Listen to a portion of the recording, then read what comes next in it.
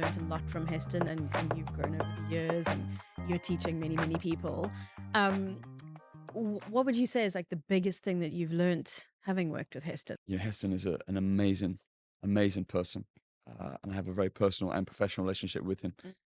Mm. And so much of what I do in my life in the kitchen and what I do in my life out of the kitchen, I think has started by you're working at the Fat Duck. You're working at the three Michelin star level. Mhm. It's it's really hard to explain. It's Yeah. almost like a cult, Okay. Yeah. and everyone is there for the reasons to to learn and to be passionate and enthusiastic together, and just to be part of this amazing adventure Mm. to create an amazing dining experience, to work with the best ingredients and some of the best chefs and service people in Mm. the world.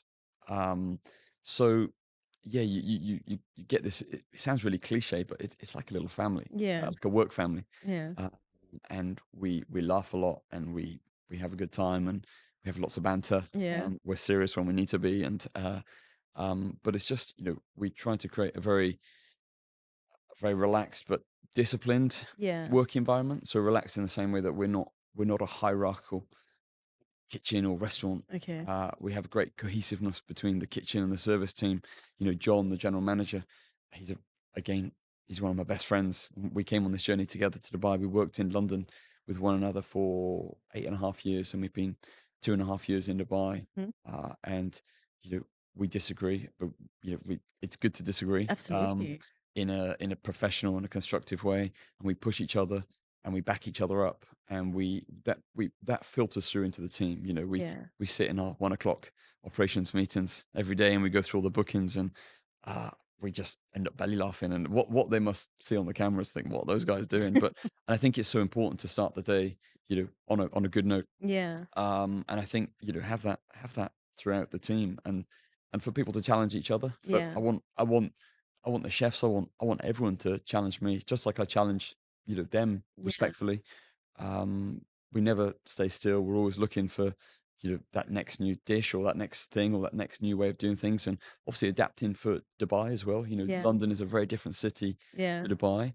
Uh, Dinner London is a very different restaurant, to Dinner Dubai. It's Yes. very similar, but it's very different as well. It has a very Yeah. different feel. We have music playing in Dubai, which we never did in Yeah. London, or nor the Fat Duck. Heston was always very much about he wants. That actually from being a dinner in London. Yeah, Yeah. but I Yeah. think in Dubai it's a very different vibe. I think Yeah. the guests expect there to be that Yeah. atmosphere of music, and Yeah. it's very moody and Yeah. atmospheric. It's more a nighttime restaurant, Yeah. for Yeah. for Dubai. Having said that, we've just launched Sunday lunch, so we have to put the blinds down because you see that now that the light is very bright, and we have an incredible view. I mean, it's a Yeah, pretty you really pretty do. amazing office window. You're Yeah. looking at Yeah.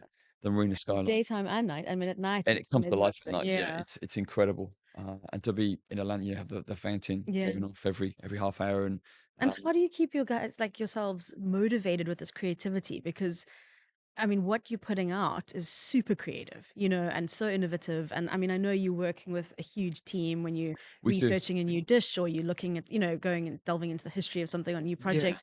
But are you like reading every single day and watching tons of stuff and like, No, I'm not. I, I yeah, I should read more. yeah, To be honest, I really struggle with reading. I'm a yeah, real visual okay, learner, and having conversations. And yeah, we had a Zoom call yesterday with the creative team from the Fat Duck Group, talking about up and coming menus and yeah. activations that we can include in Dubai. Also, we've just engaged with a professor. I think his name is Daniel Newman. Okay. He's based in London, and he spent a lot of time in Abu Dhabi. So we're looking at doing some Arabic food research Oh, to then wow. Okay. incorporate, Bedouin culture, Yeah. spice route, and local kind of key ingredients and flavors onto the menu, so that we can have, that point of difference from London. Yeah. So we're literally in an early stage of that.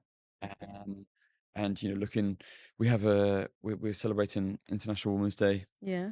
It's on the 8th of March, I believe. So we've a lot of the so we work with food historians, creators of museum, so and we have an extensive development team in Bray. So we all research, go to the British Library a couple of times a year. We have pretty extensive access into their archives, very very exclusive and very fortunate that we get to go in and we have books in our hands from as early as the 13th century up Yeah. to early 19th century, which Okay. is, more recent food history, but it is food history. Yesterday technically is history. Yes. So we work with a team there, Polly Russell, food historian.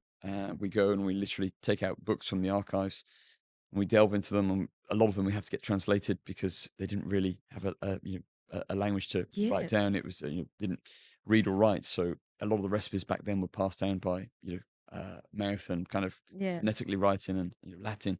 So we have to get them translated, and then we literally take those dishes and ingredients, and then we'll take those dishes back to and references back to our development kitchen in Mhm. Bray near the Fat Duck, and we will research and we will map out and we will reimagine and recreate the dishes Yeah. from the past to bring them back to life. Yeah, how long would it take? So let's say you like, right, in 2025, we want to launch But we want to, the yeah. Arabic So menu. I would imagine, hopefully, I would say within 6 to 8 months we'll have some dishes on. So Okay. obviously they go through a very Yeah. rigorous development process, and then we need to it goes through a whole process of we need to source the ingredients. We need to go through all the health and safety Hmm. aspect. If there's any high risk items, we send that off to a lab to get tested Yeah. to make sure that our cooking techniques and methods are safe. There's probably about 20 things Yeah. that it goes through. Quite lengthy process, but it, Yeah. it means that when that dish goes on the menu, even putting the right button on the micro system. So the first time we press the button on the micro system, the check prints out and it's the correct, Yeah. word. So in a busy service, we're not having to say one thing and then something else. Or so it's very detailed. Yeah. Um, and then we'll usually probably start by serving 6 or 10 portions a night just to get the probably for the first 5 nights just to get the flow right. Okay. Introducing a new dish into the kitchen. Yeah. Logistical hurdles to overcome and serve Yeah. in, and cutlery and plateware and china, that's all thought out beforehand. So Yeah. Actually, 6 to 8 months is really not that long if you think of all the research that's going it's in not to all of but this for stuff, some people, and I know Yeah. you, part of what you do Yeah. is the development process, so you have an understanding of Yeah. that. But coming up with new and exciting dishes that like the meat fruit, the tipsy cake, Yeah. Yeah. it takes a long time It does. Like, how to do you top such great that's dishes? it. Have dishes at dinner that they haven't changed. Yeah. We've tried to change them, and it it it doesn't really work, and you're always comparing it to what it was. So Yeah. we obviously try and we have a bank of dishes that we bring on the menu, and through seasons we've just put lobster and cucumber soup on, which Okay. is very fresh. It's Yeah. delicious. So That does sound delicious. you have to Yeah. come in and have it. I will.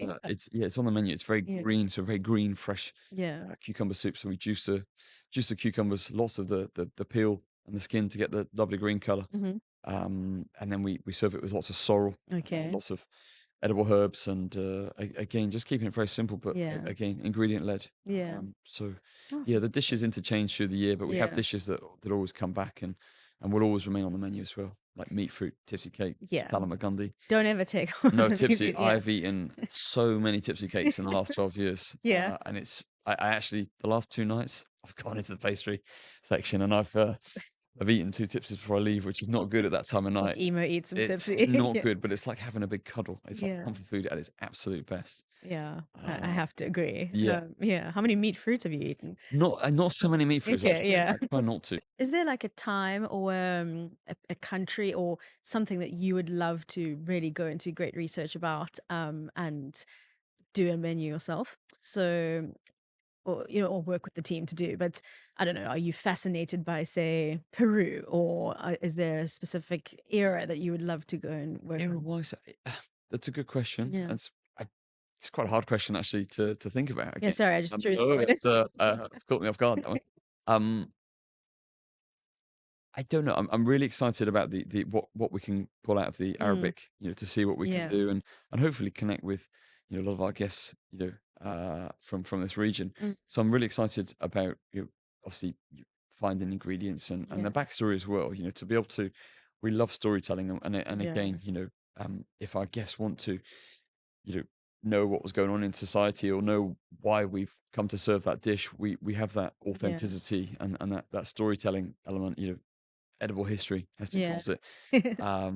And some people want to come to the restaurant and and have that, go down the rabbit hole, as Yeah. we say, Yeah. Heston's obsession with Alice in Wonderland. Yeah, I loved it. I love the way that you give those cards out and you're like, "Do you want all the information? Do you Yeah, want little?" I was like, "Yes, give me everything." Because yeah, you go down that rabbit hole and you just get like sucked into this all do, this information and history and yeah. inspiration and yeah, you've got to take part in it. Yeah, Absolutely, yeah. and that was the way, we implemented. I remember having a chat with Heston in the south of France when I went Mhm, and stayed with him, and I remember we were in this beautiful little restaurant in his little like hometown of where he lives in Gallier, mhm. in Provence, near Provence. And I remember we're in this little restaurant. I said to him, I bet you love coming here because he wasn't getting bothered, and Yeah, everyone coming up, and he loves that element of it, and he's amazing when people come up and acknowledge him. yeah, That's part of what has made him Heston. yeah, But it just really honest human restaurant, and passing the restaurant the menu to each other. I'm not great at reading menus, and he's not either. So he's like, "What do you want?" I'm not sure. You order. He's like, "No, you order." So we're kind of back and forth, passing the menu to each other. And then him saying, what he loves about coming to restaurants is he loves just to be with the people he's with and yeah, immerse himself in the dining experience, and not get bothered too much, yeah, in the nicest possible way. So those cards were a way of us of sometimes we get people come in on business dinners, or they come in mm, and they, with friends and family, or they've traveled here and they've yeah, made a point from their trip to book this restaurant, which is amazing, and they want the full, immersive story. Other people just want to be, minimal. Okay, this is your dish, and kind of left alone, and yeah, really unintrusive service. So what those cards do is it just gives you as the diner, um, uh, eh, just to cut out the awkwardness of, okay, we want the full experience, or we just want to, yeah. just Right. kind of, in our own company. So yeah, it works well. It works well Yeah. with those cards. I encourage everyone to tick or put the card that says, Yeah, "Tell and me everything." Yeah. swap the cards around as well through the Yeah. meal. Make sure the service team are Yeah. paying attention. Yeah, exactly. That Keep they them on don't. their Yeah, toes. yeah. We ask everyone because our podcast is called Nourish. So, and generally I forget to ask this question. What nourishes your soul? Tipsy cake. Um, Yes. what nourishes my soul? That's another great question. Again, it probably depends on. It's like asking someone, "What's your favorite food?" or Yeah. "What's your favorite country to visit?" Yeah. I guess it depends on where I am, how I'm feeling, who I'm with. Mhm. So nourishing my soul, I think meeting good people, good, genuine, honest people, Mhm. and I'll always say surround yourself with good people.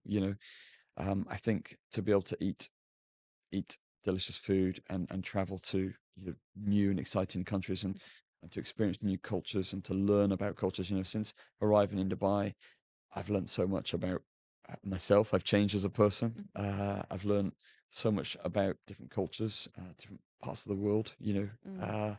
So I think I would say traveling, food and drink, Yeah. uh, and just meeting lovely and genuine people, and connecting with those people as well. Whether Mhm.